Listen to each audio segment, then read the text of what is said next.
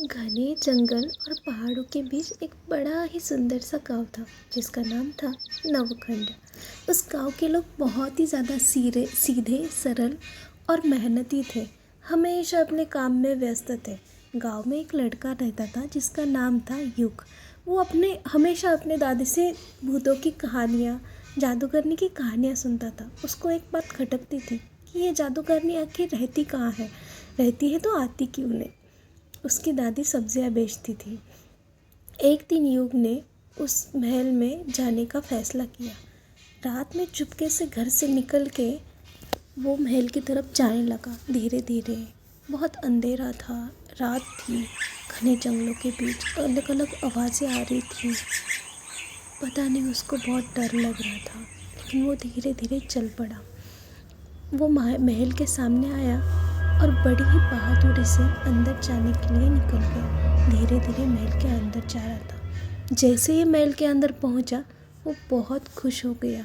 अरे वाह, ये महल तो बड़ा ही सुंदर लगता है। यहाँ पे भला कौन सी जादूगरनी रहती होगी। लेकिन अचानक से लाइट चली गई और वो बहुत ज़्यादा डर गया। पूरा अंधेरा छा गया था। हर तरफ अंधेरा ही अंधेरा था। रोशनी की किरण भी कहीं से नहीं आ रही थी। अचानक से उससे बहुत ज़्यादा आवाज़ें सुनाई दी। वो बहुत डर गया था। अलग अलग आवाज़ें आ रही थी, भूतिया आवाज़ें।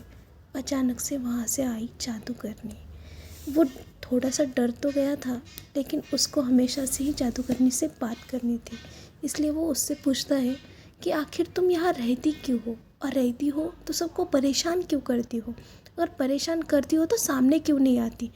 अचानक से जादूगरनी पे रोशनी आई और उसकी सारी शक्तियाँ धीमे धीमे कम होती गई। और उसको समझ में आया कि ये जादूगरनी की शक्ति रोशनी से कम हो रही है। फिर उसने वो रोशनी और बढ़ाई। जादूगरनी अब बहुत ज़्यादा कमज़ोर हो गई थी। उसकी आत्मा पूरी काली में पट गई थी।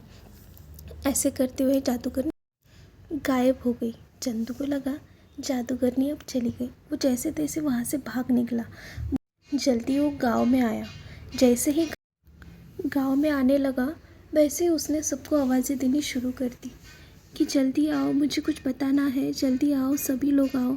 फिर सभी लोग जमा हो गए और वो सबको बताने लगा कि जादूगरनी चली गई है। सब बहुत खुश हो गए थे। सबको बता रहा था कि मैंने ऐसे ऐसे किया। सब बहुत उसको शाबाशी दे रहे थे। लेकिन जादूगरनी की कहानी अभी ख़त्म नहीं हुई थी। कहानी अभी बाकी है मेरे दोस्त। प्लीज़ लाइक और सब्सक्राइब।